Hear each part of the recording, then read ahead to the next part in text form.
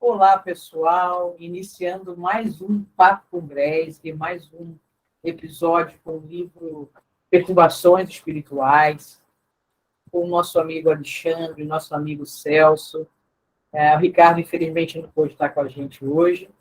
E vamos, então, todos agora, nesse momento, pedir a Nosso Senhor Jesus Cristo que esteja conosco, que envolva o Celso e o Alexandre em muita luz, que todos nós estejamos preparados para refletir sobre tudo que eles vão trazer e que nós possamos absorver com o coração e colocarmos em prática aquilo que considerarmos certo dentro da seara do Mestre Jesus. Que essa reunião de hoje seja abençoada e que nós possamos, então, dar por iniciado o nosso trabalho de hoje. Graças a Deus. Celso, Alexandre, com vocês. Antes de eu começar, porque senão ele vai brigar comigo. O Matheus pediu para pedir desculpa a vocês dois, que ele detesta estar ausente, mas ele teve um problema na faculdade e ele não conseguiu acabar. Então ele falou assim, eu vou tentar entrar, mas ele pediu desculpa a você e ao Alexandre por não estar presente no início, tá bom? Tudo bem, tranquilo. Deixa eu só...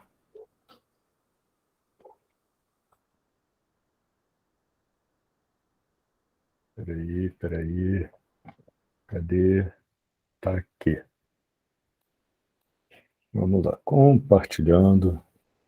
Antes de começar, eu queria compartilhar com vocês uma coisa que aconteceu comigo chegando aqui. Afinal, a gente está falando de um livro sobre influência espiritual, né? A gente está falando sobre as questões, não só perturbações. Um dos livros tem, né, na capa perturbações espirituais, mas não é só isso. A gente acaba falando sobre as influências espirituais de modo geral e tudo aquilo que pode ser positivo, negativo, enfim, na medida do possível. Eu estou com 54 anos, dirijo desde os 18 anos e algumas pessoas que, inclusive profissionais de pista mesmo, de corrida e tudo mais, e outros, eles sempre falaram assim, cara, você dirige muito bem, você me dirige muito bem. Que bom. Porque eu só estou falando isso para o seguinte, eu raramente cometo um erro na direção, mas acontece, pode acontecer, né? Óbvio. Eu estava aqui para atravessar uma das principais aqui, estava no sinal, parado, e com o carro na descida. O sinal abriu, eu engatei a primeira, era para sair normal. Ainda mais o carro em descida, né, para quem dirige sabe, está da descida, mais fácil ainda. Né, dependendo da inclinação, às vezes a gente nem coloca a primeira, coloca a segunda e sai direto. Então, tranquilo, está na descida, pô, fácil. O que aconteceu? O sinal abriu, eu com pressa, eu estava olhando. Abriu, eu engatei, saí. O carro apagou completamente. Eu falei, gente, o que houve? Passa um irmãozinho de pouca luz a toda. Se eu tivesse ido em frente. Bom, no mínimo o carro estaria arrebentado. No mínimo. Então, eu costumo dizer o seguinte, tem gente que fala assim, porque você é uma pessoa de luz. Eu falei assim, não, é porque eu tenho que passar por muita coisa ainda. Por muita coisa ainda. E é por isso que o pessoal me segurou e falou assim, não deixa ele continuar não, porque ele não vai se livrar dessa tão cedo. Então, trazendo de uma forma brincalhona, porque na hora eu levei um susto, mas claro que eu agradeci. Então, só trazer esse ponto, que alguns diriam, não, mas isso aí foi uma falha mecânica, foi qualquer coisa, besteira, tem nada a ver com espiritualidade. Talvez não tenha tido nada a ver com espiritualidade, talvez. Mas a gente tem uma série de experiências, de situações, de citações por pessoas que nós respeitamos e muito, e que foram contidas para não fazer uma coisa, porque senão iria acontecer um desastre. Então, eu acho que esse é só mais um dos exemplos em que, no mínimo, eu digo assim, graças a Deus. Se foi interferência direta, indireta, ou se foi uma coisa da vida, uma falha, não interessa. Graças a Deus eu estou aqui para chatear vocês com a minha voz, falando e falando e falando e falando. Então, vamos lá. Esse aqui. Deixa eu compartilhar aqui.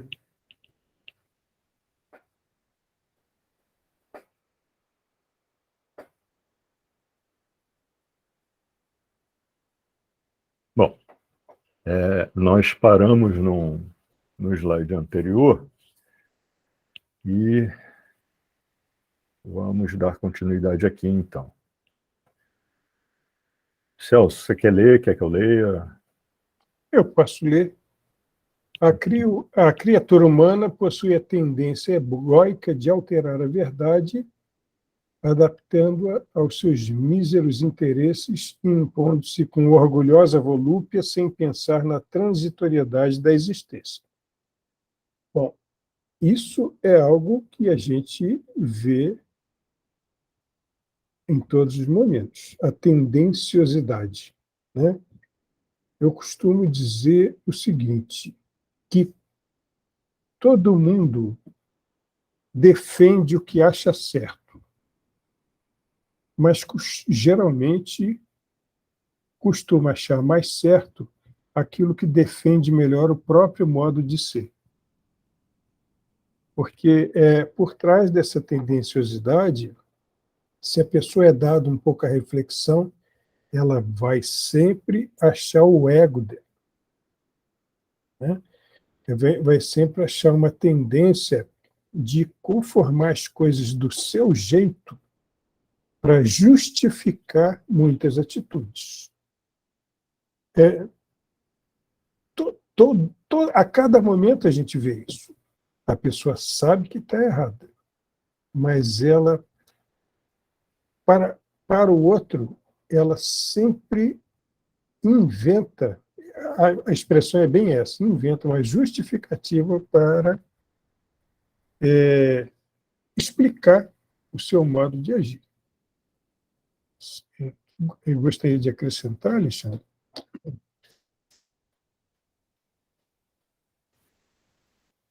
Oi. Não, eu estava pensando aqui numa situação, eu estava buscando aqui, inclusive, uma coisa que está no livro, mas eu não coloquei ali, agora eu não vou achar, não adianta. Quando ele fala aqui sobre alterar a verdade, assim, alterar a verdade, a gente pode dizer o seguinte, qual é a verdade? A verdade sincera, a verdade correta, a verdade verdadeira, né? Qual é?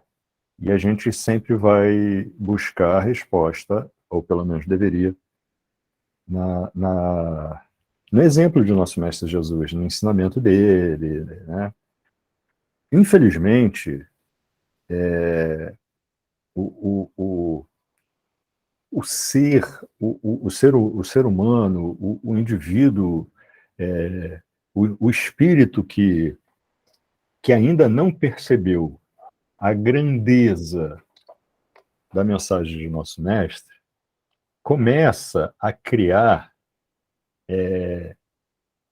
desculpas, a criar explicações, a criar, né? A gente há pouco tempo até fez um estudo, né? E infelizmente eu estou vendo muita coisa acontecer ao longo desse ano por causa das eleições que estão chegando.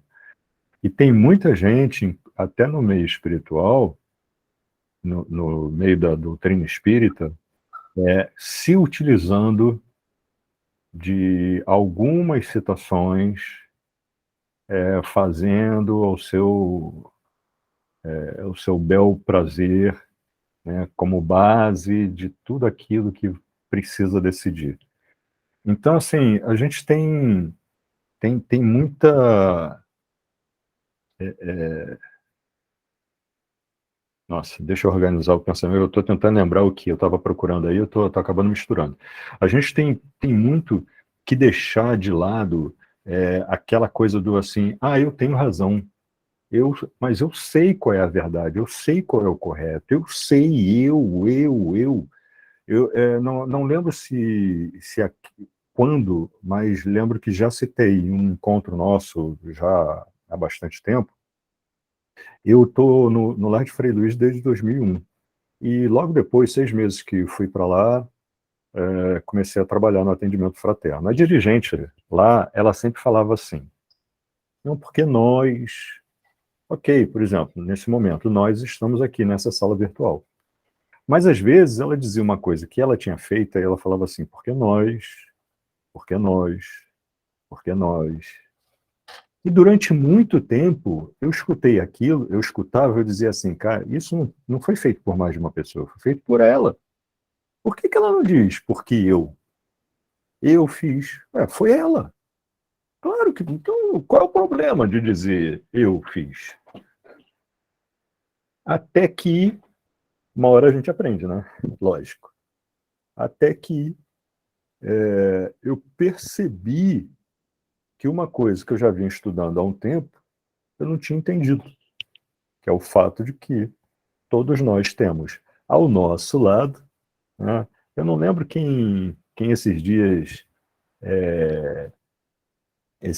comentou, não lembro se foi aqui, enfim, com relação a...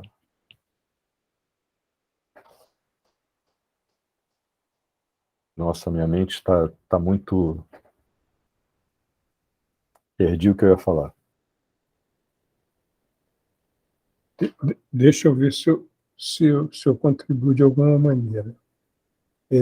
Na realidade, Alexandre, muitas vezes nós realmente lidamos mal com essas questões do ego, né? Porque nós temos uma certa consciência da necessidade de evidenciar o próprio erro, né, como exercício de humildade, mas nós esbarramos numa série de tendências, né, e nós ainda não somos muito claramente capazes disso. Aí eu acho que entra aqui, nesse segundo parágrafo aqui, que diz que somente o amor possui a força indomável para levar à vitória sobre as heranças do primitivismo. E quando você ama, você para de pensar em você. Quando você ama, você quer beneficiar o outro. Esse é o exercício do amor, né? E quando você pensa em beneficiar o outro, você, como que por encanto, você se livra dessas questões egóicas, né? Porque isso é a antítese dessa situação. Tem um trecho do livro que fala claramente a respeito do seguinte, que nós temos uma tendência, né, desde o nosso surgimento como indivíduo, como ser que tem noção de si mesmo, desde essa época, quando nós começamos a nossa jornada nesse reino, nós somos como que temos uma sombra que diz que praticamente impõe que todas as coisas sejam boas para nós, sem se preocupar com os outros. É o tal do... usando uma expressão, o que hoje em dia é o egoísmo estrutural, né? Que é uma coisa que a gente traz com a gente. E viver, eu acho que é a gente exercitar essa saída do egoísmo para ir para o altruísmo, compreender que a gente está aqui para ajudar a construir esse negócio aqui.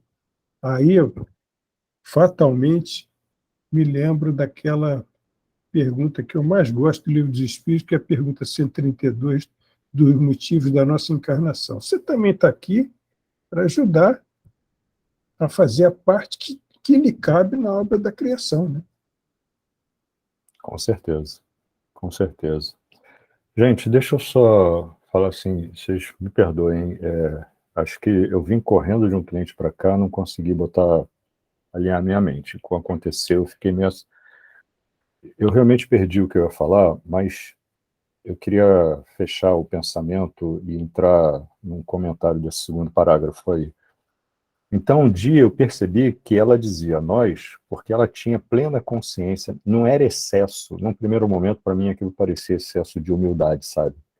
Como assim excesso de humildade? Pô, quanto mais humildade, melhor. Não, excesso que eu dizia assim, ela queria ser muito, né? E eu percebi o seguinte, eu falei, não, é consciência de que não estamos sozinhos e nós temos sempre uma influência espiritual. Mesmo quando não queremos, sempre temos.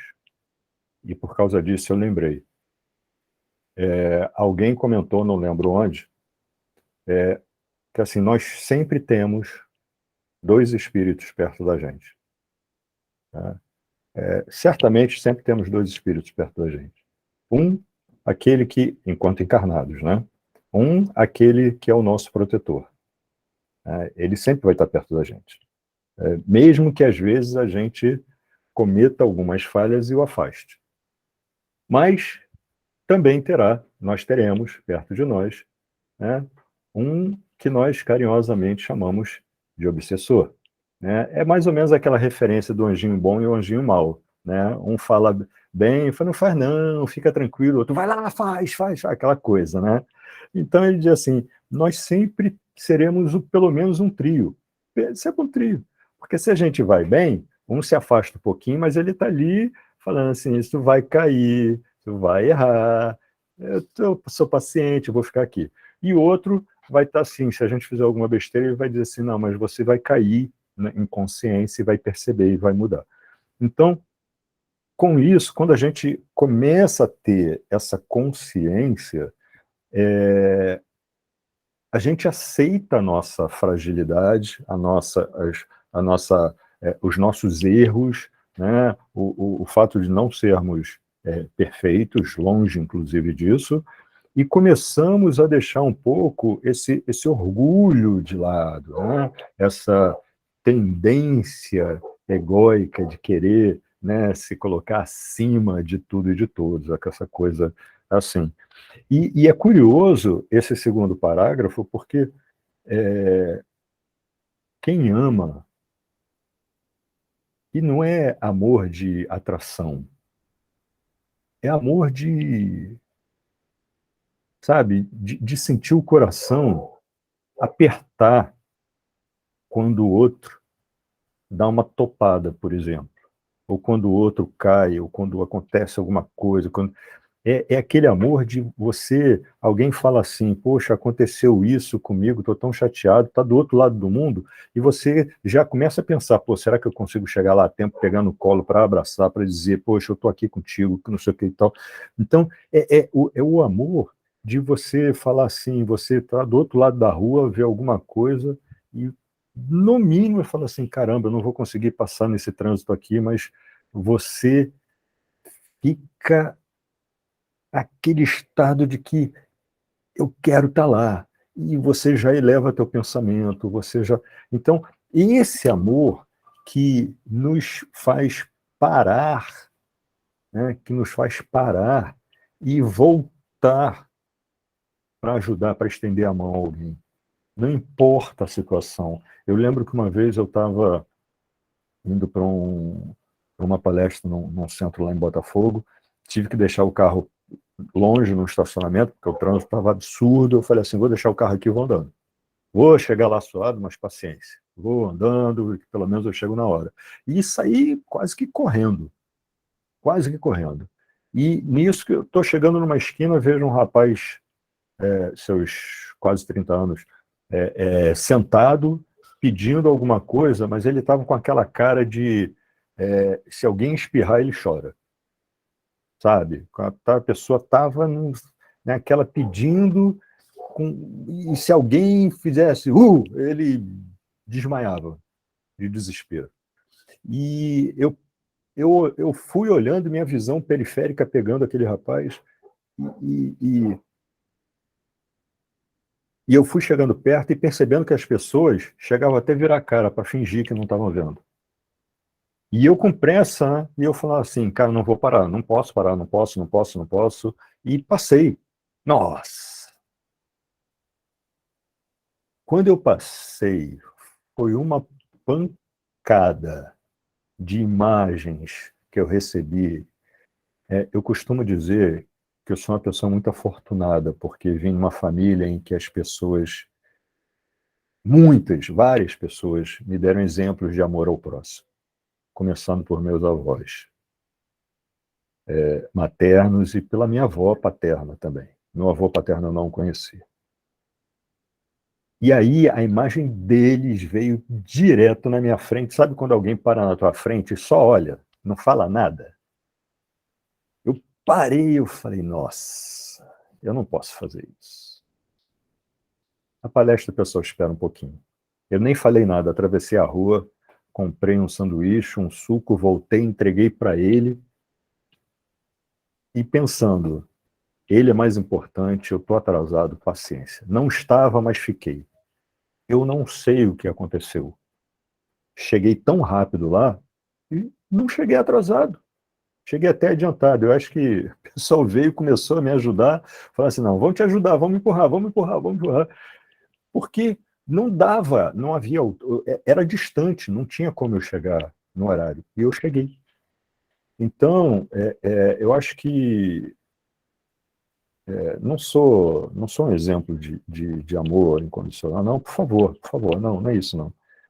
Eu gosto de trazer essas situações porque eu sei o quão errado eu estou em uma série de coisas, mas quando a gente demonstra um pouquinho de amor ao próximo, um amor desinteressado, um amor sem condição, sabe, um sorriso que seja para uma pessoa que está para baixo, um sorriso que seja, pode mudar tudo, tudo.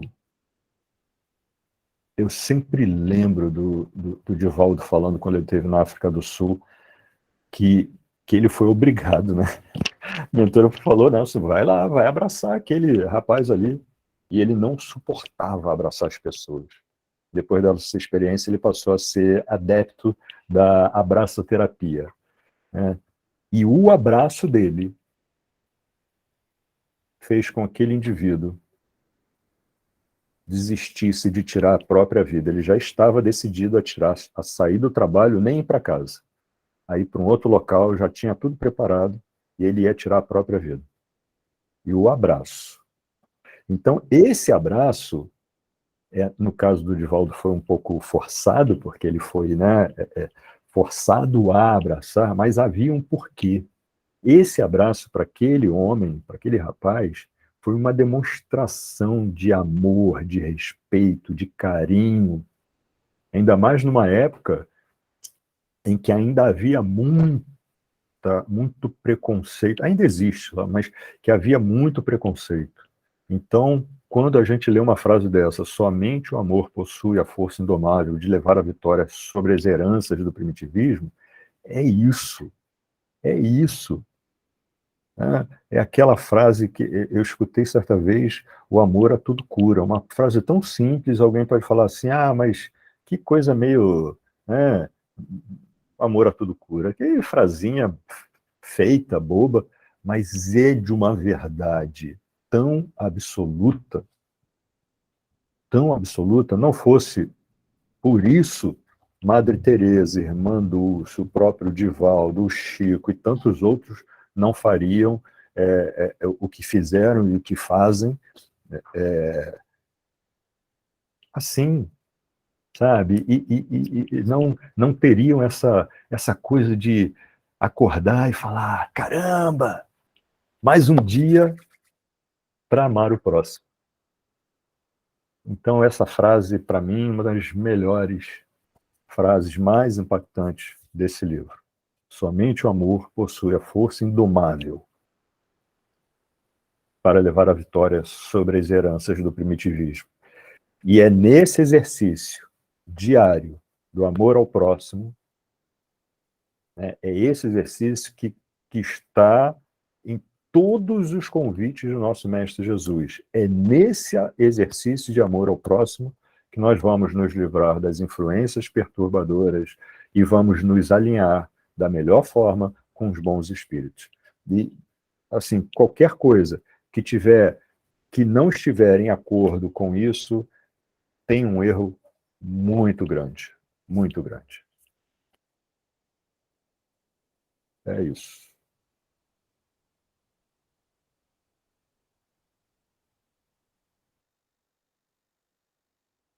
Eu fechei o microfone e continuei falando.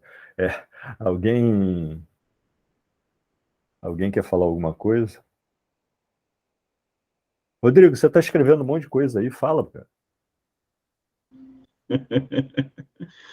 Não, estava colocando aqui agora que você estava falando sobre muito do amor ao próximo, né? E eu nem sabia que tinha um dia especial para isso, mas hoje é comemorado o Dia da Caridade. Vocês sabiam disso? Ah, olha só. Eu fico, quer dizer, não quero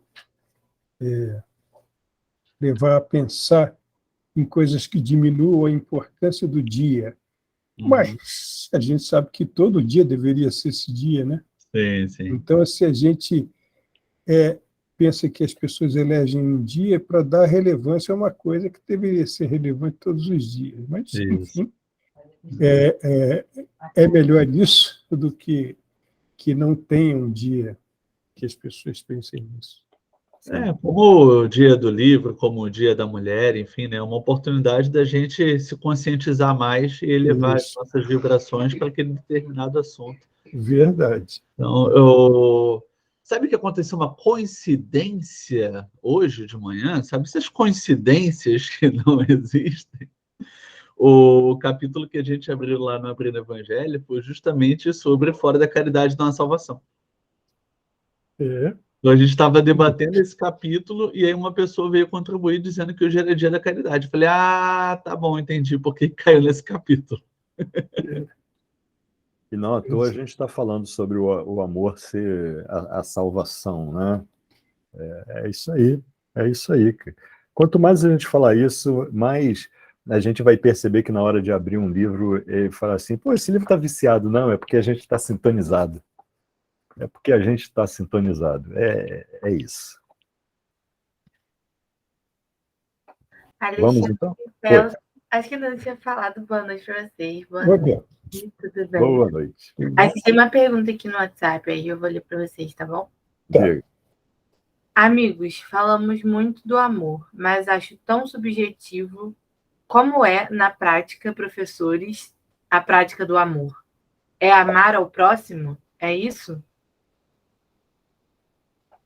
Olha, a gente, Simone, pode reservar um ano para essa resposta? Pode reservar, está reservado, um ano inteiro. É porque, como é na prática, né? Assim, a gente pode dizer o seguinte, que Deus, amor e verdade são praticamente 3 aspectos de uma mesma coisa. Então, a fonte de amor que nós conseguimos perceber é o próprio Criador. Só que nós, que somos o princípio inteligente, que somos postos aqui para aprender isso, às vezes demoramos a compreender isso, demoramos a sentir isso. Nós confundimos amor com paixão, que não é a mesma coisa. Muitos acham que paixão é uma forma superlativa de amor, e não é. Paixão é o sentimento que tem origem no coração humano. Isso não tira o valor da paixão, até quando positiva. Mas o amor, a origem do amor, é o próprio Criador. Então, a partir dessa constatação, nós podemos desenvolver todas as nossas impressões, tudo aquilo que nós podemos compreender a respeito disso, né? Então, aí, fatalmente, não há como não pensar naquele mandamento que fala, que é o mais importante, que fala do amor a Deus sobre todas as coisas e ao próximo como a nós mesmos. Esse e ao próximo como a nós mesmos, às vezes nós levamos existências inteiras tentando entender a verdade contida nisso, né? Porque é essa força que vem de Deus e que atravessa uma pessoa para atingir outra. Então, ao mesmo tempo que nós somos alvo, nós somos instrumentos desse amor. Então, e peçam, por favor, para eu me calar nesse sentido, que senão eu vou ficar aqui a noite inteira falando de amor. Deixa eu... Celso, a Gilmara levantou a mão. Gilmar. E a Bela também. Oi, gente, boa noite. Boa Não tinha noite. falado porque aqui dá sempre um retorno, porque eu estou muito perto da Simone. É interessante que a gente ouve muito, né? Eu, ouvindo essa pergunta que a Bela fez, e a nossa dificuldade de entender esse amor, porque muitas vezes o nosso amor vem muito condicionado, né? Eu te amo, contanto que você faça o que eu quero que você faça. E aquela coisa do amor incondicional, que essas pessoas que vocês citaram, né? Madre Teresa, Irmã Dulce, Francisco, é uma coisa assim que eu acho que às vezes a gente está muito longe, né? Porque é aquele amor que é amor por essência, né? Você não está ali naquela condição de que eu vou fazer isso querendo um retorno. E eu me lembrei de Francisco de Assis, eu estava lendo o livro esse Simplesmente Francisco, do Zé Carlos de Luca, e ele fala uma passagem muito linda que me impactou muito, que um dos discípulos dele chega para ele e pergunta, Francisco, mas você tem alguma coisa no seu coração, alguma coisa que você se arrepende, alguma decepção, alguma coisa? E aí Francisco chega para ele e fala assim, eu tenho sim, eu me arrependo de ter magoado muito meu pai. E aí o discípulo, sabendo tudo que ele tinha passado por conta do pai, né? O pai tinha colocado ele na rua, tinha deserdado ele, tudo, fala assim, mas como você tem arrependimento de ter magoado seu pai? O seu pai te abandonou, o seu pai te deserdou, o seu pai te jogou na rua, ele falou que você não era mais filho dele. E aí Francisco olha para ele e falou assim, eu tinha muita mágoa do meu pai, mas depois eu entendi que eu frustrei muito meu pai. O meu pai tinha planos para mim que eu não fui capaz de cumprir. E aí você entende que como que essa visão, né, que é uma coisa que a gente, quando alguém nos magoa, a gente simplesmente coloca essa condição, né? Mas você me magoou, então eu não vou te amar como eu te amava. E como você, às vezes, tendo essa visão de que quantas vezes a gente frustra, né, o outro com as nossas ações, e como que também entender isso é uma forma de amar, né? Sem essas condições. Eu acho que esse é o tipo de amor que a gente tem que praticar mais, né? A imparcialidade, aquela coisa de amar por essência. Tia Mara, você sabe que eu estava pensando nisso, que o Alexandre estava falando de amor, eu estava pensando nisso. Aí eu falei, não vou falar agora não. Aí veio a pergunta sobre isso, eu falei, acho que eu vou falar agora. Que eu sempre... Esse tema, tipo assim, de amor, sempre foi um tema que me despertou muito interesse. Quando eu era mais nova, eu adorava uma frase que falava assim, que o amor é a essência da vida. Só que eu ainda não tinha entendido o amor como uma coisa que não é necessariamente um sentimento, como a gente acha que ele é, mas, na verdade, uma energia, uma potência. Quando a gente vem... Assim, eu acho que eu tenho flashes disso, né? Porque a gente é humano, a gente é imperfeito, então a gente tem aquela camada toda de ego, aquela coisa que a gente aprende, né? Que a gente tem. Então não dá para vivenciar isso o tempo todo. Mas, por exemplo, em momentos que eu estou em trabalho, dentro do centro, ou às vezes em momentos que eu estou muito concentrada, eu tenho flashes de verdadeiro amor. que é quando você tem a consciência, e o que o Celso falou, né? Deus e amor são coisas inseparáveis. Então, você tem a consciência que em você tem Deus. Deus está em você. Está aqui, na chama trina que você tem. No seu átomo primordial. Aí você olha para o outro, o que tem dentro do outro? Deus. Aí você olha para as coisas, o que tem nas coisas? Deus. Então, é um profundo sentimento de que você e todas as pessoas e todas as coisas estão conectados, invariavelmente. Todas as coisas estão ali juntas, naquela sinfonia do universo. Então, você olha para o outro e o outro não é diferente de você, porque é absolutamente tudo Deus.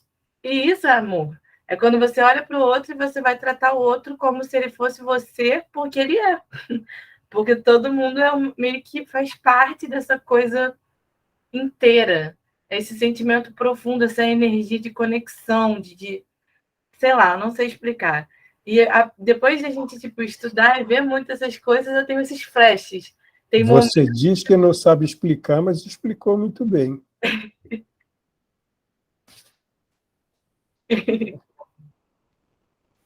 Olha, você falou uma coisa muito importante, Mara. Você falou que você, às vezes, tem flashes. O que é isso? Isso é o seguinte: nós temos um verdadeiro complexo de inferioridade em relação a todas essas coisas sublimes com que a gente tem contato na nossa vivência espírita, né? Então, a gente acha que aquilo ali é inatingível. Não, isso aí não é para mim. Nossa, é tão longe, está tão longe, está tão longe. Mas esses flashes, eles vêm do exercício constante de descobrir essas coisas em você. E as coisas começam assim, primeiro flash, depois você se sente melhor, depois você vai indo, até que vai chegar o dia em que você não vai conseguir viver bem se você não amar profundamente, que é a vivência dos espíritos puros, né? Tudo é tão bem feito pelo Criador que eles que estão entre o Criador e nós auxiliam o Criador em transmitir o amor do Criador para nós. Mas eles já foram como nós. Eles já começaram tendo flashes. Eles já começaram cheios de dúvidas também, né?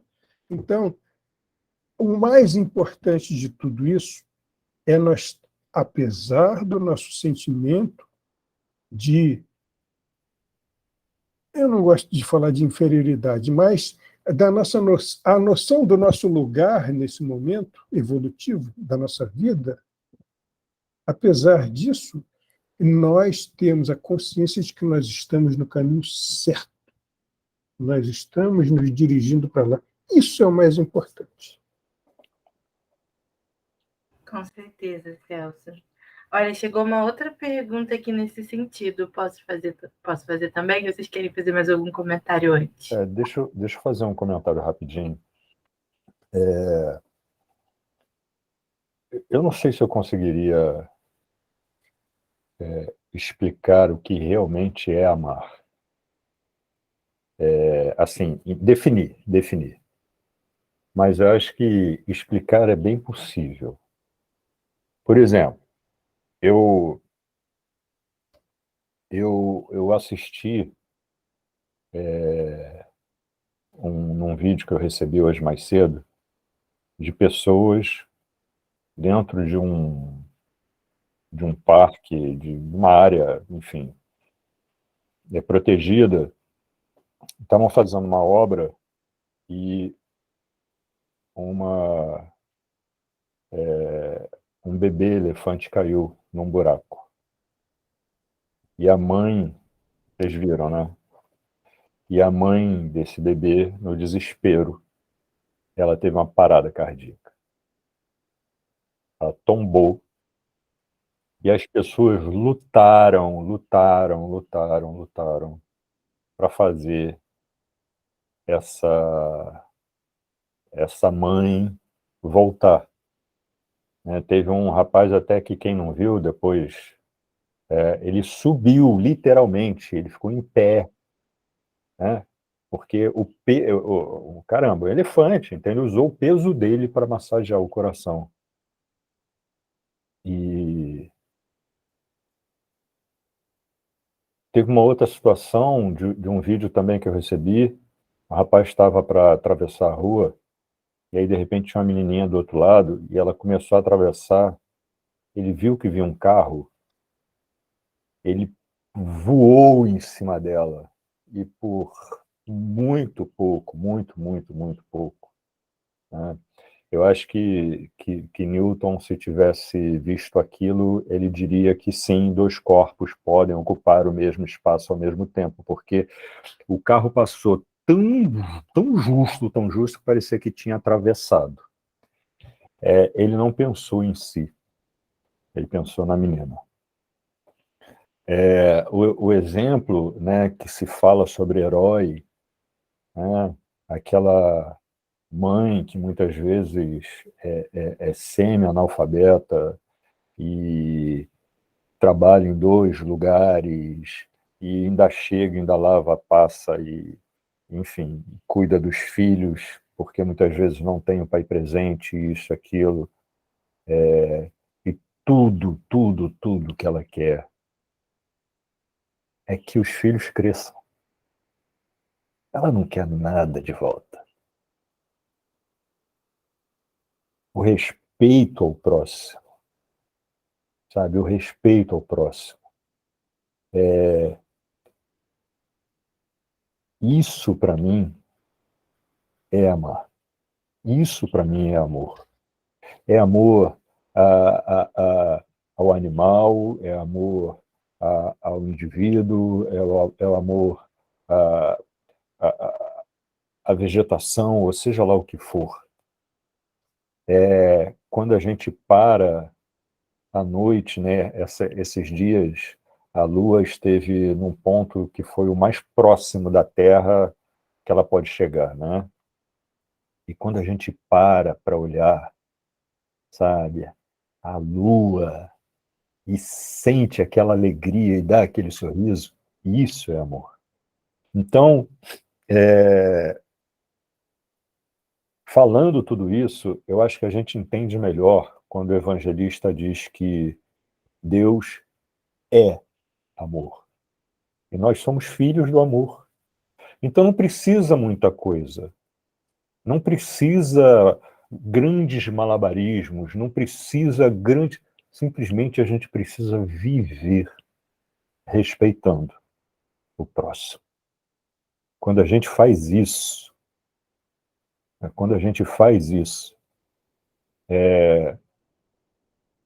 a gente ama. É simples assim. É simples. Não tem essa coisa de...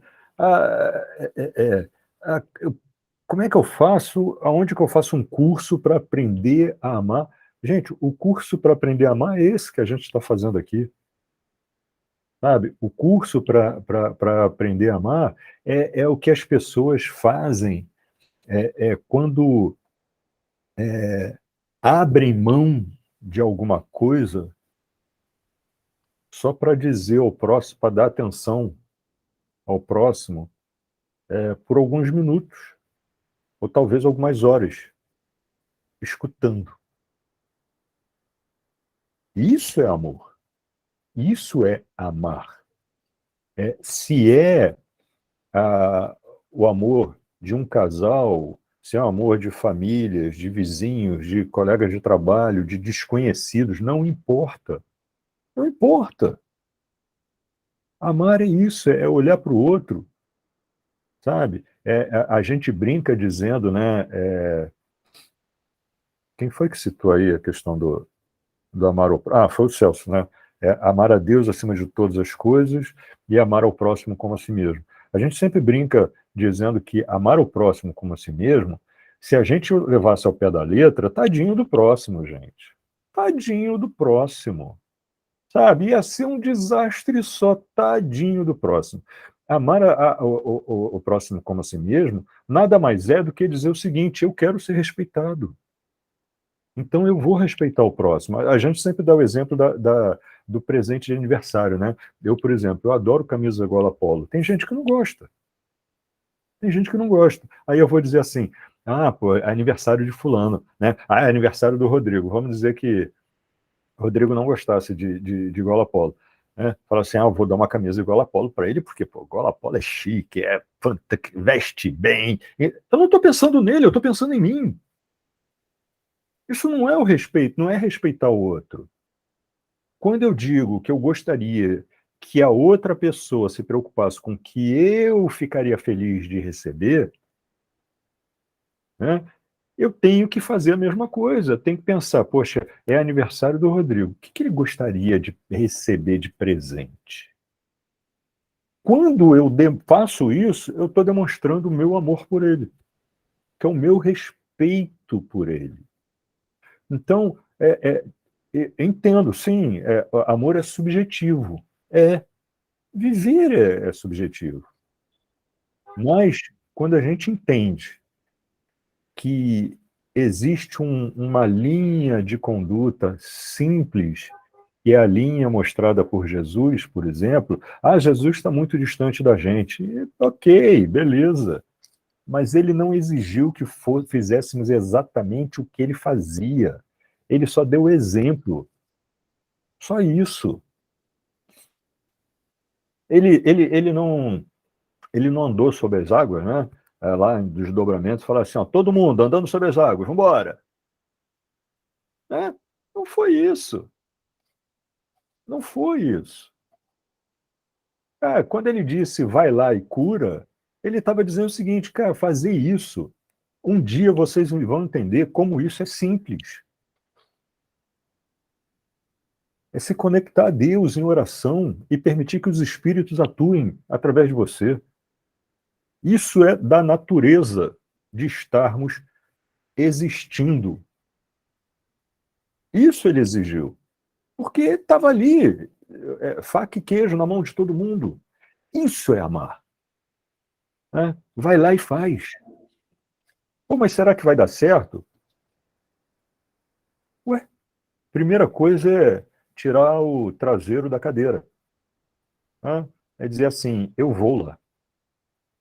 Se vai dar certo ou não, eu não sei. Mas a minha parte eu vou fazer. E quando a gente diz a minha parte pelo próximo eu vou fazer, sem medir o esforço, eu estou amando, eu estou me preocupando, eu estou respeitando. Tudo isso é uma expressão de amor. Falando muito, né? Bela, manda outra pergunta, senão a gente não para de falar. Falando muito nada, é um privilégio estar ouvindo. Esse tema é um tema que nunca se esgota, né? Primeiro, a Marta Nessi colocou aqui no nosso chat: o amor não tem nem precisa de explicação. É como o vento. Você sente com muita intensidade. Bem, a pergunta foi: sei que o amor é humilde. O amor não pode querer aplauso. Não quer reconhecimento, holofotes. Mas preciso tanto que saibam que eu estou amando o próximo, que estou trabalhando no amor, que sou boa. Queria não sentir isso. Como controlar esse primitivismo? Então, Alexandre, fácil essa questão, né? Eu vou falar, assim, o Celso é a pessoa mais indicada para falar sobre algumas questões. Não sei por que isso. Mas eu vou falar só uma coisinha e aí vou deixa para o Celso. O seguinte, a gente falou o tempo todo agora como atingir, como deixar o primitivismo para trás, e o Celso já tinha comentado também. Exercício. Exercício diário. Só um detalhe. Caramba, eu errei, mas que droga, eu não podia ter errado. Mas que... Não façam isso. Não façam isso jamais. Porque ter essa atitude é começar a entrar numa seara de culpa. A gente fortalece um sentimento de culpa. Então, assim, errei. Caramba, errei. Vamos lá. Vamos em frente. Porque senão a gente fica olhando para o que aconteceu. O que aconteceu, aconteceu.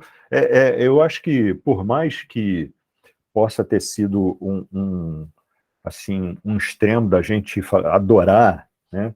Mas o exemplo de Paulo foi exatamente isso. Quando Paulo se tocou da besteira que estava fazendo até então, ele não caiu em culpa. Ele só falou assim: caramba, fiz besteira, mestre, o que queres que eu faça? Ele assumiu, fez besteira, passou, já era. É de agora para frente.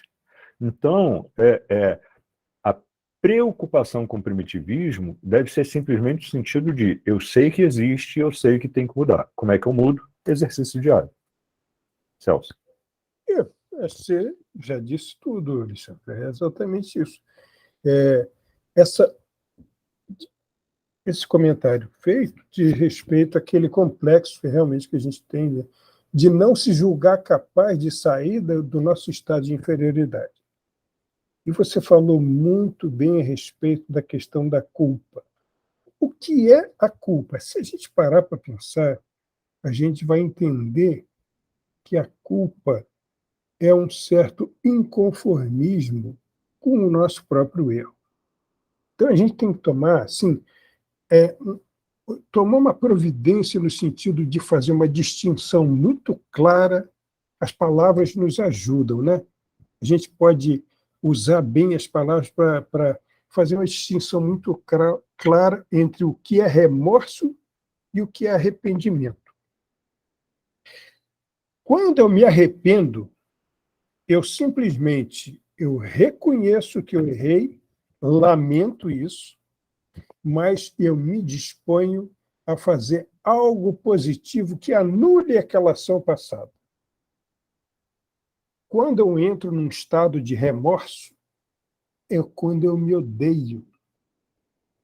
É quando eu estou tão decepcionado comigo mesmo que eu me vejo da forma mais negativa possível. Porque isso tem até a ver com orgulho de como é que eu fui errar, como é que eu fui fazer isso, como é que eu fui capaz de fazer isso. Então, isso aí também é algo que a gente entende por que é difícil introjetar essa questão do amar a si mesmo. O que tem remorso não ama a si mesmo. E se ele não ama a si mesmo, ele não é capaz de amar o próximo. O que tem arrependimento, ele começa a se amar, tanto que se quer bem, no sentido de fazer, refazer o caminho corretamente, e esse está mais próximo de amar o outro. Então, é importante a gente fazer essa autocrítica das nossas próprias ações, mas compreendendo que nós não fomos criados para paralisar nas coisas negativas. Por isso que foi muito bom você ter falado de culpa. Nós não fomos criados para isso. Nós fomos criados para sair. Nós tropeçamos, caímos no buraco, nós temos que sair do buraco. E nós temos forças para isso. Sair desse buraco para seguir em frente. Então, isso é amar a si mesmo. E eu preciso amar a mim mesmo se eu quero amar o próximo. Né?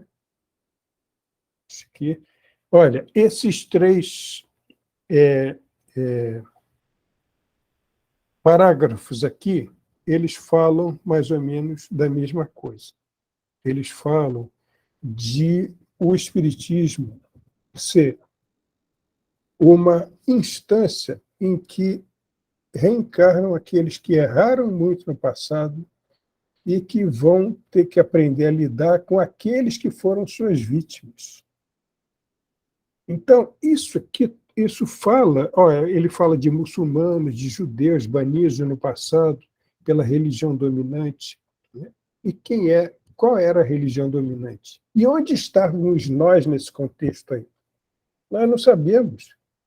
Então, é muito importante que a gente compreenda o seguinte: quando nós nos sentirmos vítimas, imaginemos que fomos algozes, né? Quando nós estivermos sofrendo, imaginemos que ninguém sofre sem merecer. E quando nós estivermos nesse sentimento negativo de inferioridade, nós compreendamos que nós temos que refazer o caminho e sair dessa situação para uma situação positiva. Se somos espíritas, aproveitemos a consciência que nós temos de todas essas coisas para compreender aquele que é algoz e compreender aquele que está no estado de vítima. Está na situação de vítima, mas que, de repente, foi quem iniciou tudo, né? Então, a missão é muito importante a gente compreender isso. Qual é a nossa missão como movimento espírita? Está chegando um mundo novo. Esse trabalho, esse estudo que nós estamos fazendo é sobre esse mundo novo que está chegando. Então, a nossa responsabilidade como espíritas, do movimento espírita, é deixar a nossa marca no mundo que lembre, pelo menos lembre, aqueles primeiros cristãos que começaram isso tudo. Se nós fizermos isso, nós temos certeza que nós vamos agradar muito a Jesus. Porque é o que a gente precisa fazer. Nós somos o movimento renovador. Nós temos a responsabilidade de ser o movimento renovador. Tudo isso que foi feito antes, Francisco de Assis, tão envolvido nesse projeto, né? Ele vem aí com seu amor para reformar esse estado de coisas. Então, pensemos no papel de cada um de nós nesse contexto, como movimento espírita, na responsabilidade que nós temos, a responsabilidade do exemplo. E ser exemplarmente cristão é justamente amar os gentios, né? Vamos nos lembrar o seguinte: qual é a grande relevância de João Batista? É porque ele batizava a gentilidade. A relevância de Paulo é que ele furava mundo para falar para a gentilidade. Então, não existe essa diferença, é tudo uma família só. Então, nós temos que pensar nessa responsabilidade. Se nós compreendemos isso, né, nós temos que levar isso adiante.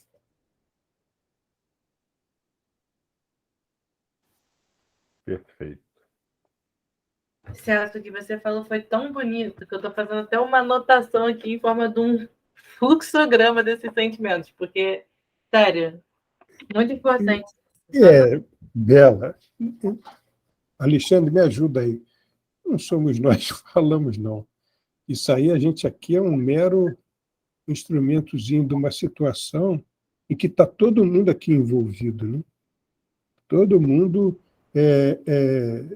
participando desse mesmo sentimento, né? E as perguntas que vocês fazem, essa interação tão boa que existe entre nós, isso tudo é que é realmente o trabalho, né? Tudo isso. Trabalho e demonstração de amor, né? É claro. Isso, demonstração de amor. Exatamente. Verdade. Então vamos lá. Celso. O Espiritismo é doutrina tão bela e simples porque revive a pureza do Evangelho e restaura o amor sublime de Jesus. Quando essa doutrina alcançar a paisagem dos corações humanos, o significado psicológico da existência passará a ser a vivência dos seus postulados, como ocorreu com todos aqueles que se fascinaram pelo Mestre, fosse no período em que esteve entre nós ou após a sua jornada incomparável. Então, é muito importante que nós entendamos que o cristianismo ninguém tem, vamos dizer assim, perdoem a comparação tão pobre, né? Mas ninguém tem a patente do cristianismo. Ninguém tem. Nós temos a permissão de viver o cristianismo, de exemplificar o cristianismo. Então, não importa, católico, muçulmano, ateu, seja o que for, todos eles são convidados para esse banquete, né? A única coisa que cabe a nós é a responsabilidade que vem da consciência que a gente tem dessas coisas. Mas ninguém, nesse contexto, ninguém. Olha, para Deus, muito mais vale um bom católico do que um mau espírita, evidentemente. Para Deus não interessa a religião que você escolhe, interessa a maneira como você professa a religião que você escolheu. O que você faz do conhecimento. Como é que você vive esse conhecimento. Né? Então, isso aqui que está falando o Espiritismo, a doutrina é tão bela. Mas esse é o sentimento cristão. Quando isso chegar no coração das pessoas, é isso que vai transformar o mundo. Isso aqui vai mudar tudo. Eu lembro, Celso, Sim. de uma passagem. Gandhi era um grande admirador do cristianismo, né? Gandhi era admirador declarado de Jesus, né? E da mensagem de Jesus. Ele falava isso, ele deu entrevistas falando sobre isso. E uma coisa que ele falou foi que, certa vez, quando o abordaram, por que ele não fazia isso, fazia isso aqui e tal, parará, e aí ele falou assim para algumas pessoas, vocês falam tanto, né, de Cristo, por que é que vocês não seguem? E aí ficou aquele mal-estar e o comentário dele foi: quando o cristão amar como diz amar a Deus, o mundo vai se transformar. Isso. Então, eu não lembro as palavras exatas, mas a mensagem foi essa. Então, ele dizia, nossa, esse amor que vem dessa mensagem é tão fantástico, é tão maravilhoso. O dia que o cristão entender, né, a grandeza desse amor e vivenciar. Tem uma passagem, Alexandre, eu não sei se você se lembra disso, que dizem que Gandhi, quando ele chegou a Londres pela primeira vez, com aquele jeito indiano dele, vestido daquele jeito e tal, ele foi abordado por um guarda inglês que sabia da ascendência dele indiana. Ele começou a querer enquadrar Gandhi e bateu, maltratou Gandhi. E ele não fazia nada. O guarda indignado perguntou para ele: quem é que te ensinou a não ser tão covarde e não reagir às coisas? Aí ele falou assim: esse aí que está no crucifixo pendurado no seu pescoço. Essa eu não conhecia.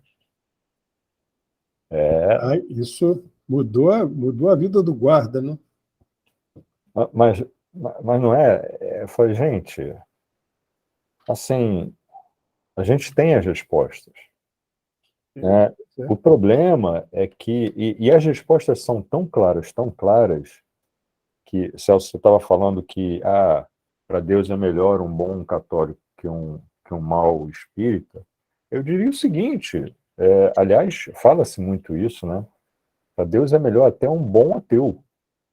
Sim. No sentido de um ateu que respeite sua família, que respeite, né, o seu trabalho, os Que seus seja vizinhos, coerente em que relação seja à verdade. Exatamente, que seja sincero, que seja coerente.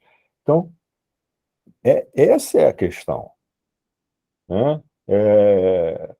É claro que quando a gente conhece o conceito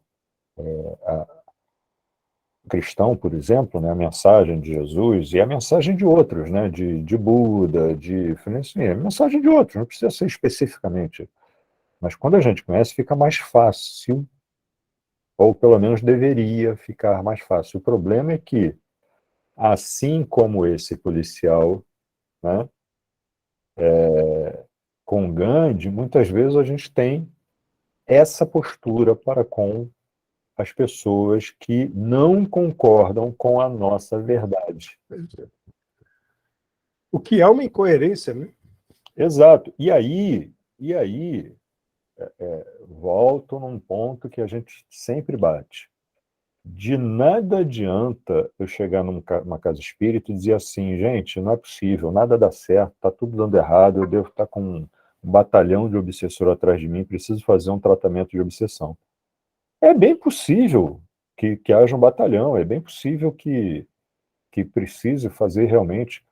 Só que a questão não é que os obsessores, eles, na grande maioria das vezes, eu arrisco dizer, né, por tudo aí que a gente conhece, que é pouco, mas enfim, na grande maioria das vezes, os obsessores eles não estão ali com planejamento maldoso. Eles só estão ali esperando a nossa maldade aflorar. Só isso. Quando a nossa maldade aflora, ele vai lá e fala assim, pum, tá só aquele toquezinho. Tá quase caindo, aí dá um toquezinho. Tum. Aí a gente se esborracha no chão, figura de linguagem, claro, mas a gente se esborracha e fala assim, nossa, eu devo estar obsidiado. Sim, só que é um processo de autoobsessão. O que é maravilhoso nisso tudo é que a mesma capacidade que eu tenho para a autoobsessão, eu tenho também para a minha própria cura. A gente está falando disso o tempo todo, né? Olhar para o outro, nossa, olha só, aí Gandhi de novo, né? Cara, eu sou muito fã de Gandhi, eu sei que toda hora eu falo dele, eu sou muito fã, muito, muito, muito fã. Né?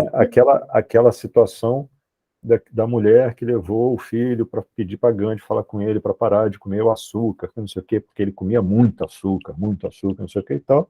E o Gandhi falou, traz ele aqui semana que vem. Ele falou, não, mas ele está aí fora. Tudo bem, mas traz semana que vem. Na outra semana ele foi, conversou, não sei o que, o garoto falou, tá, tudo bem, eu concordo, beleza, entendi, você me convenceu, vou parar. Aí quando ele foi embora, foi questionado, mas Gandhi, não podia ter falado com ele na semana passada? Aí ele falou assim, não, primeiro eu tinha que parar de comer açúcar. Pois é. Quer dizer, quando ele fala isso, ele diz o seguinte, cara, mas o que essa mãe pede é correto, realmente, o filho dela tem que parar. Eu sei disso. Por que que eu continuo? Porque ele era fã de açúcar, né? de doce, de mais. Ele falou, não, eu tenho que parar. Como é que eu vou falar para outra pessoa, pare de fazer isso? E eu continuo fazendo. A gente costuma dizer que ser espírita, mais ser cristão, né, é porque dentro do espiritismo existem as explicações de muita coisa, mas ser cristão é viver em confronto. Na verdade, viver em autoconfrontação. É a gente viver se olhando no espelho e falando assim, de novo, né? Assim, errou, né? Eu vi, claro, a gente não se engana. A gente pode até tentar enganar os outros, mas a gente não se engana. E o que é pior, a gente fica repetindo a mentira até se convencer. E o que é lamentável, né, Celso? Tem algumas pessoas que repetem tanto a mentira que se convencem, né? Se convencem. É um processo, enfim, né? Transforma aquilo. Mas Nossa, enfim, é isso. Eu estou aqui um tanto... Eu não, nós estamos preocupados com a hora. Alguém pode nos dar a luz aí de quanto tempo a gente tem, se já acabou? Não, pode seguir, Celso, até se entrar no capítulo, pode ficar tranquilo. Tá. Então, ele fala aqui, né? Mantenhamos a mente fixa no amor e no perdão, na caridade e na misericórdia de nosso Pai, para recebermos nossos irmãos equivocados com sentimentos profundos e não apenas com palavras. Essa é a evidência da diferença entre o discurso e entre a ação, né? Nós, às vezes, nos enchemos de palavras, nós adoramos ler, ouvir, falar, mas e as nossas ações? Aliás, até eu, por acaso, escrevendo aquele texto, fala muito a respeito disso, né, Simone? Quem fala, na realidade, é Abigail para Paulo, né?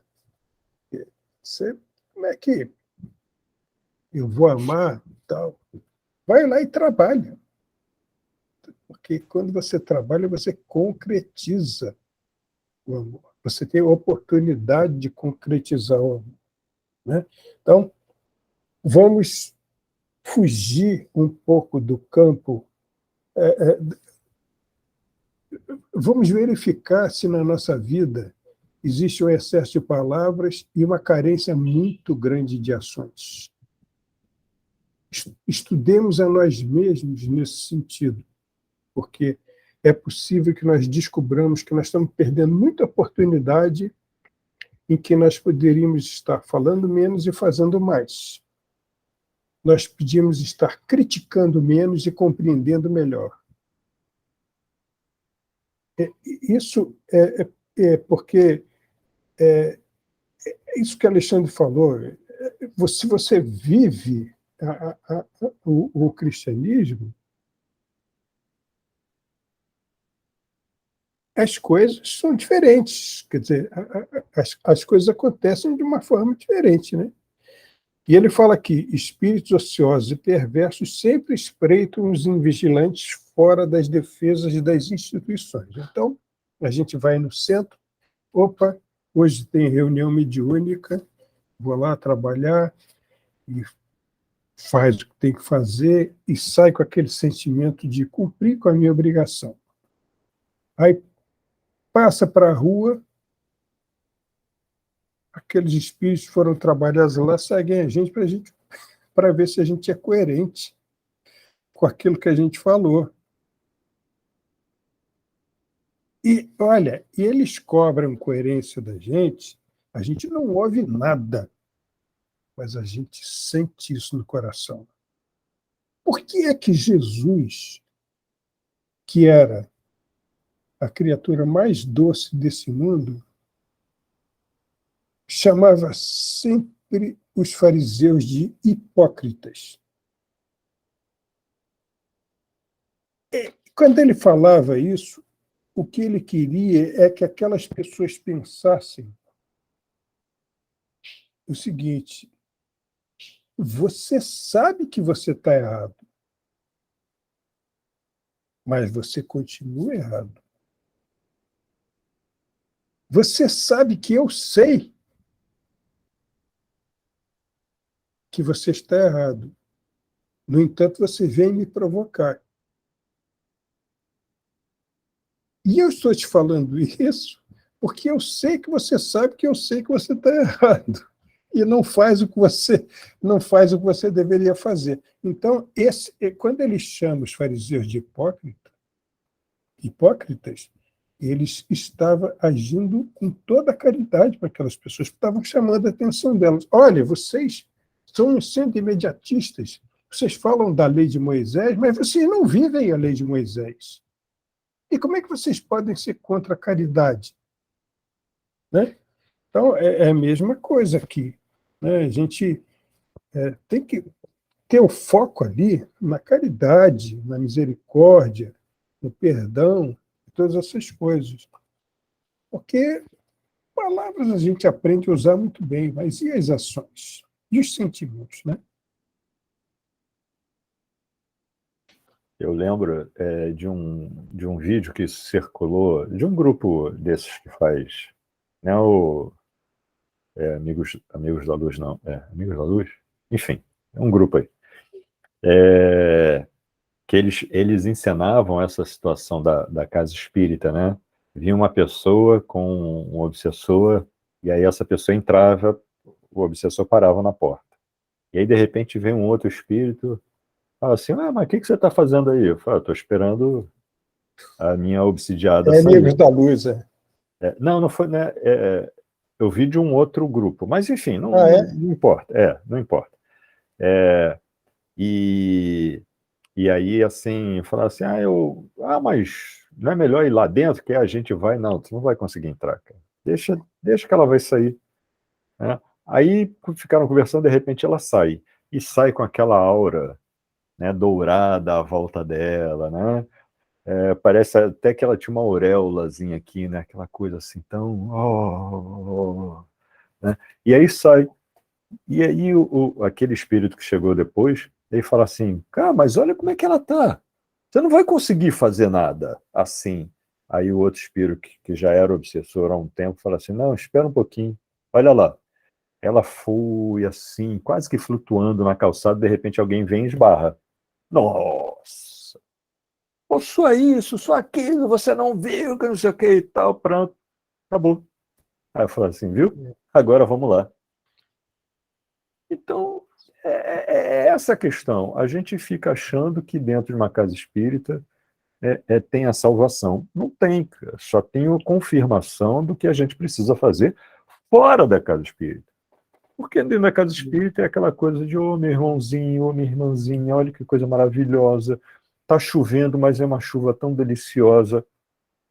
Aí quando sai da casa espírita, mas que droga, tá chovendo, que não sei o quê. Então a gente tem que aprender a viver, né? Como é o caso, por exemplo, de Abigail. Abigail vivia, né? Saulo não entendia isso. Como é que ela podia, naquela situação, mas isso era tão forte nela que até Saulo, no auge da sua beligerância, no auge da sua ignorância, se rendia não só à beleza dela, não só aos encantos, mas ao amor que ela vertia, né, da alma. Então, assim, a gente tem que ser mais vigilante. Eu só lembrei, só comentando, né, daquilo que como é que é o nome dele? Aquele espírito que é juiz. José Carlos Luca, é isso? Não. Caramba. Haroldo Dutra. Haroldo né? Dutra. Que ele fala, né, que uma vez ele estava dentro do carro e aí fecharam, ele começou a abrir o vidro para que ia gritar com o outro e o filho falou assim, pai, o que você vai fazer? Ele conta isso, né? Eu falo assim, não, porque o fulano, eu falei assim, e se essa pessoa assiste às suas palestras? Aí ele falou, caramba, é verdade. E aí, como é que vai ser? Né? Eu vou estar dizendo, aquele ditado antigo, né? Faço o que eu digo, mas não faço o que eu faço, né? Nossa, isso foi usado por muito tempo e hoje a gente não fala, mas muitas vezes nós usamos isso no nosso dia a dia. Tá? Nós exercitamos esse ditado. Mas essa é uma desculpa esfarrapadíssima, né, de muita cara de pau de cada um de nós. Eu falo isso por mim. Quando a gente fala uma coisa, mas na verdade faz outra, estamos sendo um fariseu hipócrita. Que a gente sabe o que tem que fazer, mas não faz. E o que é pior, de novo, falo por mim, a gente tem a cara de pau de dizer: ah, mas eu fui forçado. Fui forçado aqui. Então, assim, é a mesma resposta daquela pergunta sobre como amar. Exercício diário. Se todo dia eu exercitar, vai chegar uma hora que eu vou fazer. Eu sempre lembro daquele anúncio, né? Vocês, enfim, até por causa do curso de inglês, principalmente, devem lembrar desse anúncio, né? Que é o pessoal estudando, de repente, alguém fala em inglês, a pessoa responde em inglês. Durante um tempo, tinha esse anúncio aí, eu não lembro nem o curso. E a pessoa respondia, e de repente ela falava assim: nossa, eu falei! Né? Por quê? Exercício. Exercício. Você vai exercitando, você vai exercitando, você vai exercitando. Chega uma hora que é natural. Né? Então, como é que eu faço? Fazendo, exercitando. Chega uma hora que as coisas acontecem. Não adianta querer botar o carro na frente dos bois, né? Tem que ser uma coisa de cada vez. Né? É simples assim, trabalhoso. Às vezes, muito trabalhoso. Mas simples. É isso.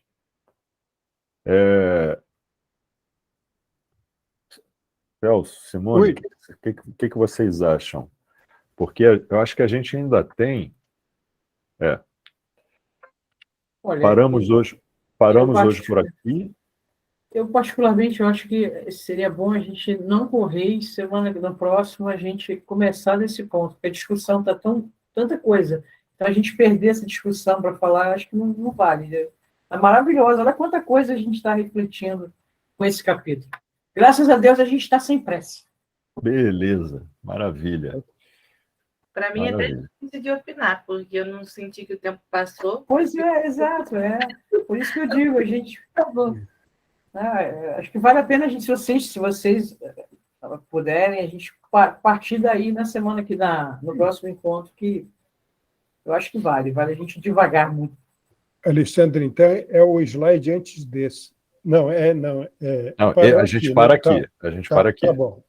Tá bom. Tá, eu vou até anotar aqui para não ter erro. Tá? Tá ótimo, gente. Nossa, que discussão. Muito, muito bom. Muita coisa para a gente pensar, muita. É simples, esse estudo eu acho que está sendo muito, muito bom, principalmente por isso, porque as pessoas estão se sentindo à vontade para perguntar, para dar ideias, para viver. Acho que é muito bacana isso, ter essa coisa de. Né? Às vezes a gente sai daquele. Tem que correr, tem que isso, mas a gente chega no ponto final na hora certa, né? Isso. Isso aí. Bela, você pode fazer para a gente a prece final desse encontro maravilhoso? Claro, que honra. Então, vamos fechar os olhos, levar o pensamento à espiritualidade amiga, a Jesus, nosso mestre, exemplo. Irmão Jesus, agradecidos estamos por mais esse momento de reflexão, por mais esse momento de família que a gente se sente à vontade para falar, para tirar as nossas dúvidas e para fazer essa discussão tão positiva do Evangelho. Que a gente seja inspirado por esse amor que move a gente a fazer coisas lindas, esse amor que nos guia, que nos permeia, que a gente possa viver o Evangelho, que a gente possa viver aquilo que a gente estuda cada dia. Mas, irmão, peço que toda vez que a gente cair, toda vez que a gente errar, que a gente possa nos olhar com os teus olhos, que a gente possa ter a força de recomeçar e não paralisar na culpa, que a gente possa desenvolver o amor com a gente, porque é só nos amando e tendo fraternidade com a gente que nós seremos capazes de amar o outro e ter fraternidade com o outro. Que a gente se mantenha firme na seara do bem e que essa semana, esse restinho de semana, seja muito iluminado. A presença da energia de Deus e da espiritualidade amiga. Que assim seja. Graças a Deus. Muito Graças a bom. Deus. Graças a Deus, gente. Muito obrigado. E aproveitando, no domingo a gente vai ter um artigo na nossa coluna do GRESG, do site do GRESG, que fala justamente sobre uma frase que foi falada do conselho de Abigail a Paulo, quando o Celso falou, acho que foi no primeiro encontro, ou segundo, eu não me lembro, que ele fala, ame e trabalhe, ela fala, ame, trabalhe, espere e perdoe. Então, dentro disso, o Celso escreveu um artigo que está muito bom, vale muito a pena ler. Então, no domingo, a gente vai compartilhar no grupo e tal, para todo mundo poder ler. Tá bom, gente?